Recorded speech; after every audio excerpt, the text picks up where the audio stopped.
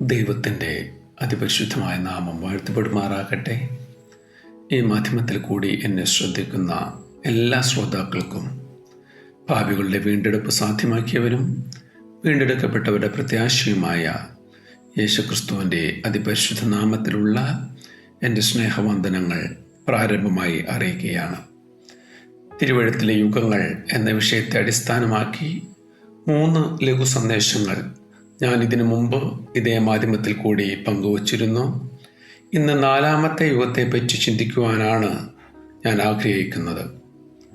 ഉൽപ്പത്തി പുസ്തകം 12-ാം അധ്യായം 1-ാം വാക്യം തുടങ്ങി പുറപ്പാട് പുസ്തകം 18-ാം അധ്യായം 27-ാം വാക്യം വരെയുള്ള ചരിത്ര കാലഘട്ടമാണ് 4ാമത്തെ യുഗത്തിൻ്റെ പശ്ചാത്തലം. വേദപണ്ഡിതന്മാർ ഈ കാലഘട്ടത്തെ വാഗ്ദത്ത യുഗം എന്നാണ് പേർ വിളിച്ചിരിക്കുന്നത്.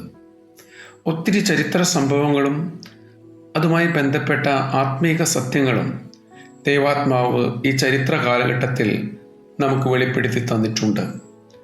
എന്നാൽ അതെല്ലാം സവിസ്തരം ഈ സന്ദേശത്തിൽ ഉൾക്കൊള്ളിക്കുവാൻ നമുക്ക് സാധ്യമല്ല. ഈ കാലഘട്ടത്തിൻ്റെ പ്രധാന ചരിത്ര സംഭവങ്ങൾ ഏറ്റവും ചുരുക്കി പറഞ്ഞതിന് ശേഷം ഒരു ആത്മീക സന്ദേശം കൂടെ പങ്കുവെക്കണം എന്നാണ് ഞാൻ ആഗ്രഹിക്കുന്നത്. 3ാമത്തെ യുഗത്തിൽ നാം ചിന്തിക്കുകയുണ്ടായി, തേരഹ് എന്ന ഒരു വ്യക്തി ഖൽദയ പട്ടണമായ ഊരിൽ നിന്ന്, അതായത് ഇന്നത്തെ ഇറാഖിൽ നിന്നും കനാനിൽ ചെന്ന് താമസിക്കുവാൻ കുടുംബസമേതം യാത്ര പുറപ്പെടുന്നു. എന്നാൽ ഹാരാൻ എന്ന സ്ഥലത്ത് വെച്ച് അദ്ദേഹം മരിക്കുന്നു. നിമ്രോദ് എന്ന വ്യക്തിയാണ് ആ കാലഘട്ടത്തിൽ ആ ദേശത്ത് ആധിപത്യം നടത്തിയിരുന്നത്. അദ്ദേഹത്തിൻ്റെ ദുർഭരണത്തിൽ വിയോജിപ്പ് പ്രകടിപ്പിച്ചു. അതേസമയം തന്നെ വിഗ്രഹങ്ങളെ നിർമ്മിക്കുകയും അവയെ വിറ്റ് ഉപജീവന മാർഗം കണ്ടെത്തുകയും സ്വന്തം കരവിരുതിനാൽ രൂപപ്പെടുത്തിയെടുത്ത വിഗ്രഹങ്ങളെ തന്നെ ആരാധിക്കുകയും നമസ്കരിക്കുകയും ദുർമന്ത്രവാദവും ലക്ഷണം നോക്കലും ആഭിചാര കർമ്മങ്ങളുമൊക്കെ നിലനിന്നിരുന്ന ഒരു സംസ്കാരത്തിലാണ് ഈ കുടുംബം ജീവിച്ചിരുന്നത്. എന്നാൽ തേരഹിൻ്റെ മകനായ അബ്രഹാം ഇങ്ങനെയുള്ള എല്ലാ ആചാരത്തോടും പൂർണ്ണമായിട്ടും വിയോജിപ്പ് പ്രകടിപ്പിച്ചിരുന്നു. അതുകൊണ്ട് സ്വന്തം കുടുംബത്തിൻ്റെ പ്രാണരക്ഷാർത്ഥമാണ് തേരഹവും കുടുംബവും താൻ ആയിരിക്കുന്ന പശ്ചാത്തലത്തിൽ നിന്നും മറ്റൊരു സ്ഥലത്ത് ചെന്ന് താമസിക്കുവാൻ വേണ്ടി യാത്ര പുറപ്പെടുന്നത്. തേരഹിൻ്റെ മരണശേഷമാണ് അബ്രഹാമിന് ദൈവത്തിൻ്റെ അരുളപ്പാട് ലഭിക്കുന്നത്. ഉൽപ്പത്തി പുസ്തകം 12-ാം അധ്യായം 1 തുടങ്ങിയുള്ള വാക്യങ്ങളിലാണ് അബ്രഹാമിനോടുള്ള ആദ്യത്തെ ദൈവിക വാഗ്ദത്തം നമുക്ക് കാണുവാൻ സാധിക്കുന്നത്. നീ നിന്റെ ദേശത്തെയും ചർച്ചക്കാരെയും പിതൃഭവനത്തെയും വിട്ട് പുറപ്പെട്ട് ഞാൻ നിന്നെ കാണിപ്പാനിരിക്കുന്ന ദേശത്തേക്ക് പോകാം. ഞാൻ നിന്നെ വലിയൊരു ജാതിയാക്കും, നിന്നെ അനുഗ്രഹിച്ച് നിന്റെ പേർ വലുതാക്കും. നീ ഒരു അനുഗ്രഹമായിരിക്കും. നിന്നെ അനുഗ്രഹിക്കുന്നവരെ ഞാൻ അനുഗ്രഹിക്കും, നിന്നെ ശപിക്കുന്നവരെ ഞാൻ ശപിക്കും. നിന്നിൽ ഭൂമിയിലെ സകല വംശങ്ങളും അനുഗ്രഹിക്കപ്പെടും. ഈ ദൈവിക വാഗ്ദത്തം പൂർണ്ണമായി ഉൾക്കൊണ്ടുകൊണ്ട് അബ്രഹാം ദൈവ ഇഷ്ടപ്രകാരം കനാനിലേക്ക് യാത്ര ചെയ്യുന്ന ചരിത്രം തുടർന്ന് നമുക്ക് കാണുവാനായിട്ട് സാധിക്കും. അബ്രഹാമിൻ്റെ ഈ യാത്രയിൽ പല പ്രതിബന്ധങ്ങളും നേരിടേണ്ടി വന്നിട്ടുണ്ട്. ഉദാഹരണമായിട്ട് പറഞ്ഞാൽ സഹോദരപുത്രനായ ലോത്തുമായിട്ടുള്ള അഭിപ്രായ വ്യത്യാസങ്ങൾ, സൊദോം ഗൊമോറ പട്ടണത്തിൻ്റെ നാശം, നാട്ടുരാജാക്കന്മാരുമായിട്ടുള്ള യുദ്ധം, ഇസ്മയേൽ എന്നൊരു മകൻ്റെ ജനനം, ഇതെല്ലാം ഈ കാലഘട്ടത്തിൽ അബ്രഹാമിന് നേരിട്ട പ്രതികൂലങ്ങളാണ്. ഇതേ യാത്രയിൽ തന്നെയാണ് ദൈവം അബ്രഹാമിന് വാഗ്ദത്തം ചെയ്ത വാഗ്ദത്ത സന്തതിയായ ഇസഹാക്ക് ജനിക്കുന്നത്. ഇസഹാക്കിൽ നിന്ന് 2 വംശങ്ങൾ അഥവാ 2 മക്കൾ ജനിക്കുന്നത് തുടർന്ന് കാണുവാൻ സാധിക്കും. യെശയ്യാവ് എന്നും യാക്കോബ് എന്നുമാണ് ആ 2 മക്കൾക്ക് പേർ ലഭിച്ചിരിക്കുന്നത്. എന്നാൽ അനുജനായ യാക്കോബ് ജ്യേഷ്ഠനായ ഏശാവിനെ ചതിക്കുകയും തുടർന്ന് അമ്മയുടെ ആലോചന പ്രകാരം യാക്കോബ് അമ്മയുടെ സഹോദരന്റെ ഭവനത്തിൽ പ്രാണരക്ഷാർത്ഥം അഭയം പ്രാപിക്കുന്ന ചരിത്രവും കാണുവാൻ സാധിക്കും.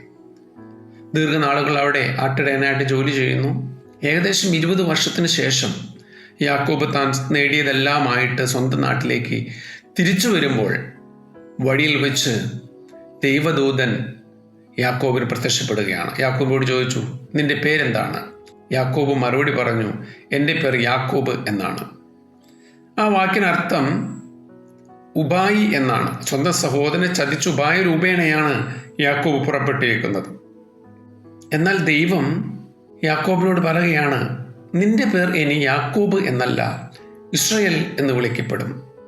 ആ പദത്തിൻ്റെ അർത്ഥം ദൈവത്തിൻ്റെ പ്രഭു എന്നാണ്. ഉൽപ്പത്തി പുസ്തകം 32-ാം അധ്യായം 23, അതുപോലെ 35-ാം അധ്യായം 10-ാം വാക്യത്തിലും നമുക്കത് കാണുവാനായിട്ട് സാധിക്കും. ഇവിടെയാണ് ബൈബിളിൽ ആദ്യമായി ഇസ്രായേൽ എന്ന പദം ഉപയോഗിച്ചിരിക്കുന്നത്. ഈ പിതാവിൽ നിന്നുമാണ് ഇന്ന് നാം കാണുന്ന ഇസ്രായേൽ ജനത ഉടലെടുത്തത്. അതായത് ഇസ്രായേലിൽ നിന്നും 12 ഗോത്രപിതാക്കന്മാർ ഉത്ഭവിക്കുന്നു. അവരിൽ നിന്നുമാണ് ഇന്ന് നാം കാണുന്ന ഇസ്രായേൽ ജനത്തിൻ്റെ ഉടലെടുപ്പ്. യാക്കോബിൻ്റെ ഒരു മകനായ യോസെഫ് സ്വന്തം സഹോദരന്മാരാൽ വെറുക്കപ്പെട്ട് 20 വെള്ളിക്കാശിന് അടിമക്കച്ചവടക്കാർക്ക് വിൽക്കപ്പെടുകയാണ്.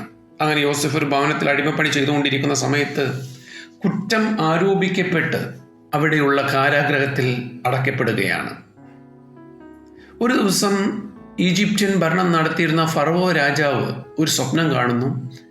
ഈ സ്വപ്നത്തിൻ്റെ അർത്ഥം വിശദീകരിച്ച് കൊടുക്കുവാൻ അവിടെയുള്ള ആഭിചാരികൾക്കും മന്ത്രവാദികൾക്കൊന്നും സാധിക്കാതെ വന്നപ്പോൾ ആ സ്വപ്നത്തിൻ്റെ അർത്ഥം യോസെഫ് വിവരിച്ചു കൊടുക്കുകയാണ്. അതിൽ സന്തുഷ്ടനായ രാജാവ് യോസെഫിന് ദേശത്ത് ഉന്നതമായ സ്ഥാനമാനങ്ങൾ കൽപ്പിച്ചു കൊടുത്തു. തുടർന്ന് ദേശത്തെങ്ങും അതികഠിനമായ ക്ഷാമം നേരിട്ടപ്പോൾ ഭക്ഷ്യവസ്തുക്കൾ കൊള്ളാൻ യോസെഫിൻ്റെ സഹോദരന്മാർ യാക്കോബിൻ്റെ താല്പര്യപ്രകാരം മിസ്രൈമി ദേശത്തേക്ക് കടന്നു വരുന്നു. അങ്ങനെ അവർ യോസെഫിൻ്റെ മുൻപിൽ വരികയാണ്. യോസെഫിന് സഹോദരന്മാരെ മനസ്സിലായി. അവർ സഹോദരന്മാർക്ക് തന്നെ പരിചയപ്പെടുത്തി.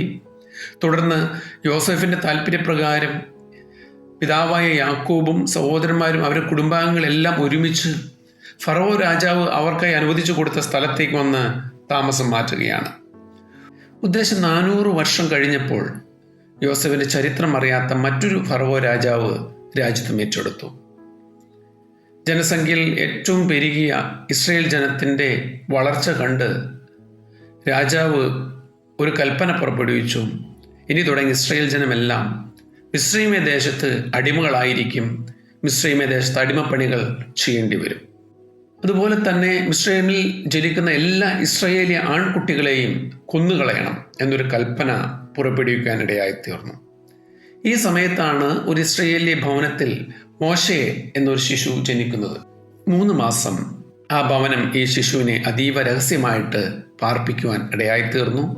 തുടർന്ന് അത് അസാധ്യമായപ്പോൾ ഒരു ഞാങ്ങണയുടെ പെട്ടകം വാങ്ങി ശിശുവിനെ അതിൽ കിടത്തി ആ പെട്ടകം നൈൽ നദിയിൽ കൊണ്ടുപോയി വെച്ചു. ഫറവോ രാജാവിൻ്റെ മകൾ ഈ പെട്ടകം കണ്ടു. എടുത്തു തുറന്നു നോക്കിയപ്പോൾ ശിശുവിനെ കണ്ടു. അതിനോട് അലിവ് തോന്നി. ഈ ശിശുവിനെ വളർത്തുവാനായിട്ട് സ്വന്തം ഭവനത്തിൽ തന്നെ ഏൽപ്പിക്കുകയാണ്. മോശെ വളർന്നു. ഒരു ദിവസം മോശയാൽ ഒരു മിസ്രൈമ്യ വ്യക്തി കൊല്ലപ്പെടുവാൻ ഇടയായിത്തീർന്നു. ഈ വസ്തുത മിസ്രൈം ദേശമെങ്ങും അറിഞ്ഞു. രാജാവ് മോശയെ കൊല്ലുവാനായിട്ട് കൽപ്പന പുറപ്പെടുവിച്ചു. പ്രാണരക്ഷാർത്ഥം മോശെ അവിടെ നിന്ന് മരുഭൂമിയിലേക്ക് ഓടിപ്പോയി ദീർഘനാളുകൾ മരുഭൂമിയിൽ ആടുകളെ മേയ്ക്കുന്ന തൊഴിലിൽ ഏർപ്പെട്ടു. ഈ സമയത്താണ് മോശയ്ക്ക് ദൈവീകമായ അരുളപ്പാട് ലഭിക്കുകയാണ്. ഇസ്രായേൽ ജനം മിസ്രൈമിൽ അടിമപ്പണി ചെയ്തുകൊണ്ടിരിക്കുകയാണ്. ഇസ്രായേൽ ജനത്തിൻ്റെ കഷ്ടപ്പാട് ദൈവം കണ്ടു. ദൈവം അവരോടുള്ള വാഗ്ദത്തത്തെ ഓർത്ത് ഇസ്രായേൽ ജനത്തിനെ സ്വന്തം വാഗ്ദത്ത ദേശത്തേക്ക് കൊണ്ടുപോകുവാൻ ദൈവത്താൽ മോശെ നിയമിക്കപ്പെടുകയാണ്.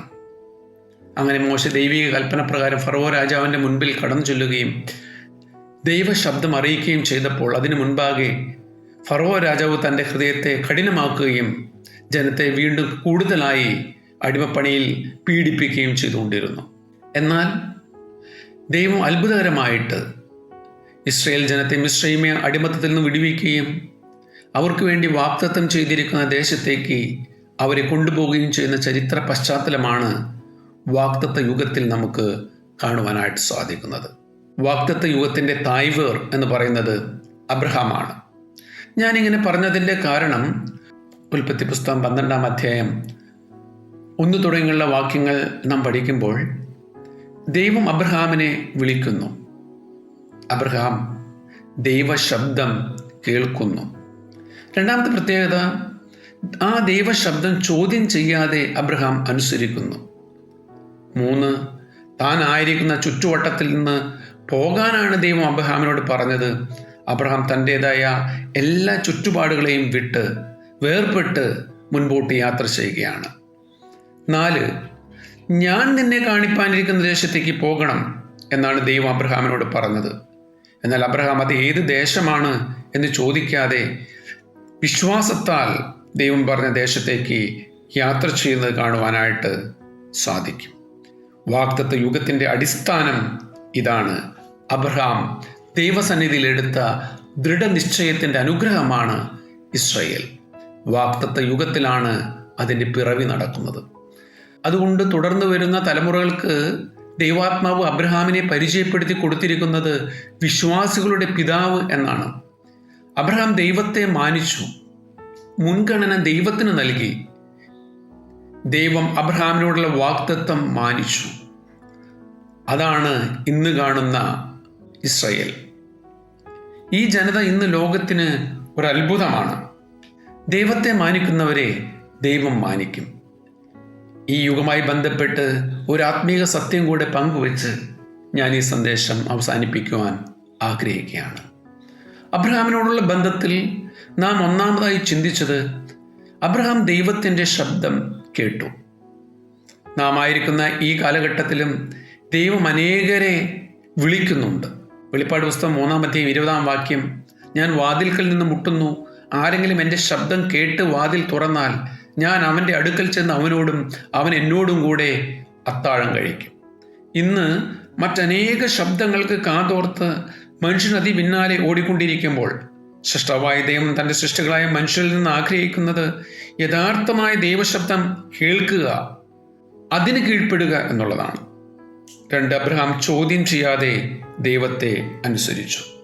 ഇവിടെ അബ്രഹാമിൻ്റെ സമ്പൂർണമായ വിധേയത്വ മനോഭാവമാണ് നമുക്ക് കാണുവാനായിട്ട് സാധിക്കുന്നത്. ഇതാ, അനുസരിക്കുന്നത് യാഗത്തെക്കാളും ശ്രദ്ധിക്കുന്നത് മുട്ടാടുകളുടെ മേധസ്സിനേക്കാളും നല്ലത് എന്ന് നാം ദൈവവചനത്തിൽ വായിക്കുന്നുണ്ട്. ദൈവത്തെ സ്നേഹിക്കുന്നു എന്ന് പറയുന്നതിൻ്റെ പ്രത്യക്ഷ പ്രകടനമാണ് ദൈവത്തോടുള്ള അനുസരണ മനോഭാവം. 1 യോഹന്നാൻ 5:2 നാം അത് കാണുന്നുണ്ട്. 3, അശുദ്ധി നിറഞ്ഞ, പാപം നിറഞ്ഞ, വിഗ്രഹാരാധന നിറഞ്ഞ, മ്ലേച്ഛത നിറഞ്ഞ ഒരു സംസ്കാരത്തിൽ നിന്നുമാണ് അബ്രഹാം വേർപ്പെടുന്നത്. നാം ഈ ഭൂമിയിലായിരിക്കുമ്പോൾ അനീതിയെയും അശുദ്ധിയെയും അന്ധകാരത്തിൻ്റെ പ്രവൃത്തികളെയും എല്ലാം ദൈവം വെറുക്കുന്നു.